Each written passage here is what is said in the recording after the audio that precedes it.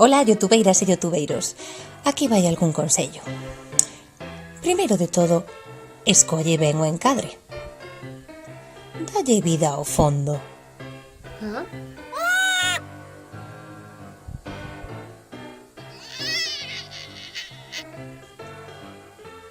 Busca detalles para poñerte e un vestiario ben xeitoso.